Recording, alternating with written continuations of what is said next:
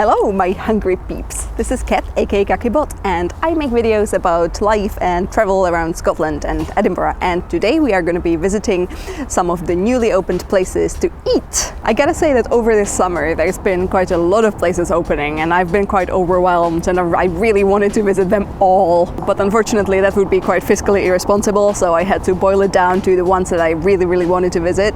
And we are starting off in Abbey, which is our neck of the woods, and we chose two places to visit here. The first one is called ABBEY'S and it is a little coffee shop, and it is in one of the arguably nicest, prettiest buildings that we have in this neighborhood. It has this little tower and looks very magical, and on the bottom floor you have the cafe, and on the top floor you can do some yoga, and there's like outside seating and it's kind of tucked away, and of course you can get super tasty coffee there and cakes and sandwiches. And they used to do brunches, but it seems like right now they don't do them, but we asked and they are saying that they're basically waiting for a new chef to come in and then they will restart the brunches again. So I've heard those are very good. So maybe in the future, if you're watching this within like in the next like month or two, you should stop by and test the brunch and let me know if it's really as good as they say. The second place is ECOSSE. I never took any French, so I'm sorry all French speakers, I butchered this name. It is a place that, not surprisingly, sells ECLAIRs on top of Easter Road, which you probably know if you've been around, that is a real mecca of everyone who loves coffee and baked goods, because you know you have 12 Triangles and you have Little Fitzroy and all of those places that are just perfect for treats. And I think that since Manor House closed down, we have been really missing somewhere to wasps.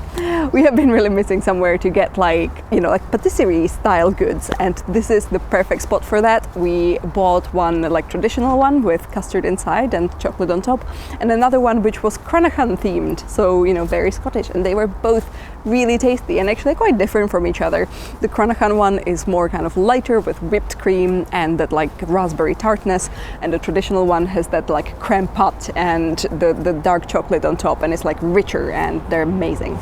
Now we're gonna move closer towards the city center, and we're gonna start with a place that I was extremely excited to open because it's all about them pancakes, and it's called Stack and Still, and I think that they have two branches in Glasgow, and for the longest time you would have to go all the way to Glasgow to have their pancakes, and now they actually took over the space that used to be Jamie's Italian, so it's kind of on Rose Street just opposite from Primark.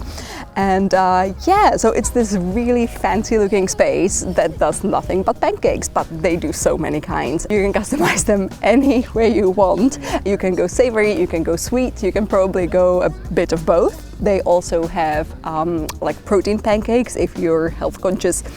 They also have gluten-free pancakes if that's the sort of, you know, allergy need you have. Also, most excitingly, they do have bottomless filtered coffee, which is very kind of like American diner-esque, and I really love it, although it's a bit dangerous for me because I can be like shoving the coffee down my gullet forever and then I feel horrible for the rest of the day.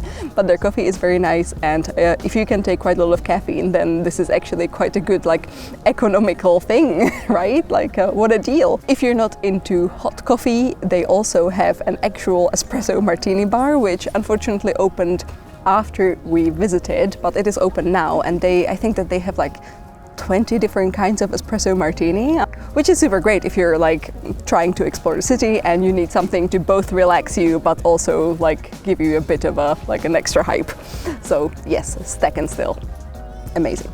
Now if we go a bit more south from the city centre towards the meadows, I by a total accident found a new coffee shop there. It's called The Lady and the Bear, and I think that it is a Greek cafe, but it's very, the interior is kind of very airy, and the vibe that it's giving me is like it would be great to sit there and study. They do have quite a lot of tables. It is very light, and almost like the interior design reminded me a bit of South Korean cafes.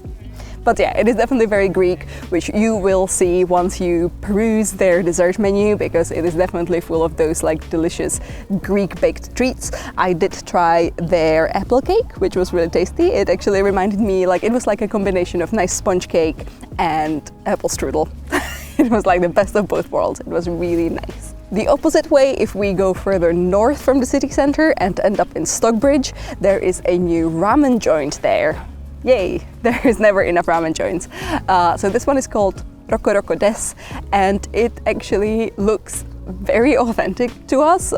It does have that feel of like actual Japanese ramen shop.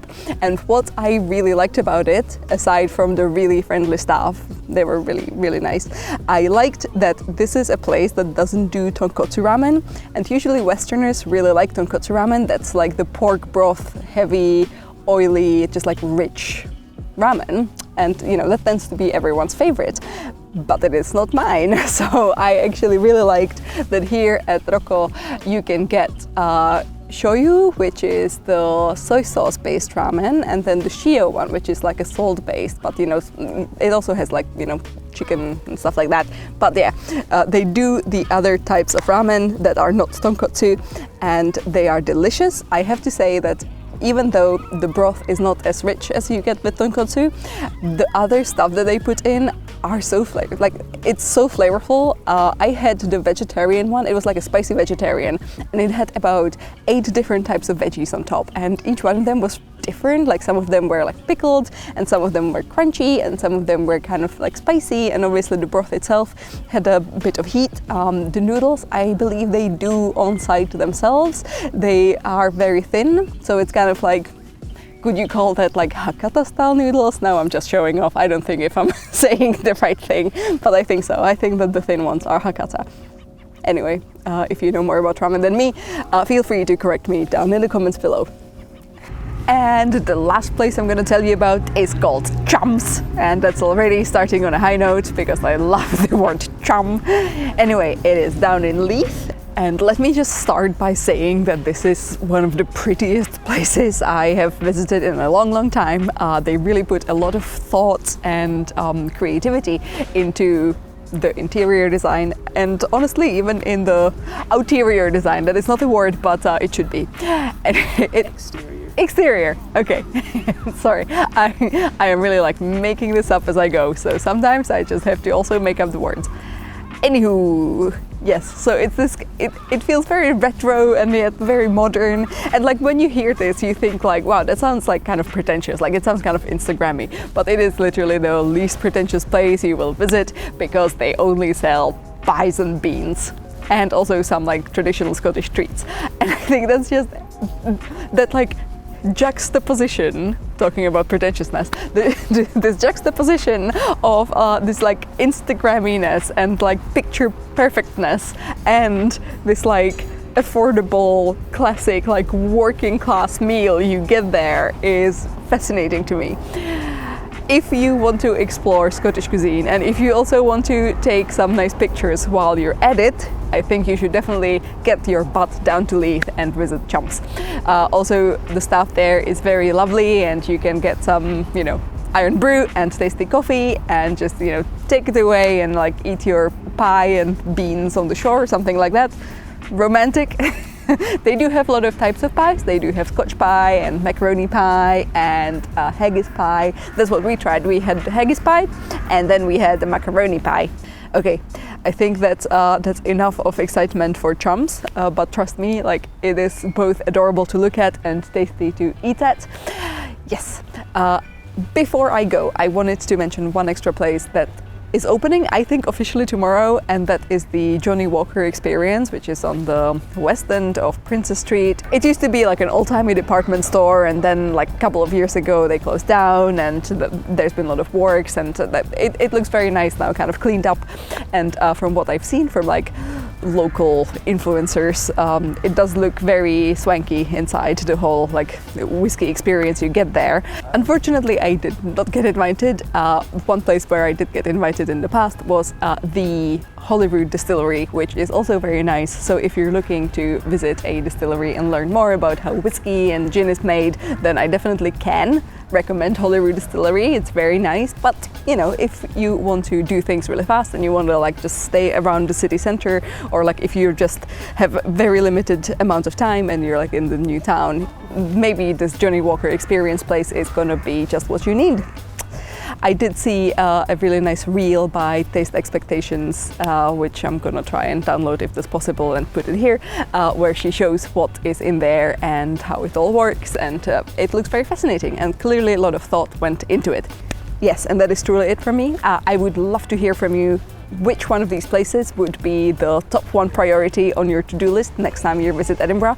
Or if you live here, have you been to any of these? I have heard from many of my friends that they actually live around CHUMS, and everyone loves CHUMS, including me. But all of these places that we visited were really fun, and honestly, if I didn't enjoy them, I wouldn't make them a part of this video, so you can trust me.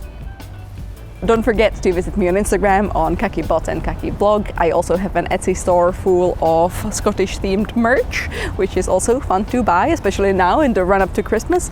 And I shall see you soon. Bye bye.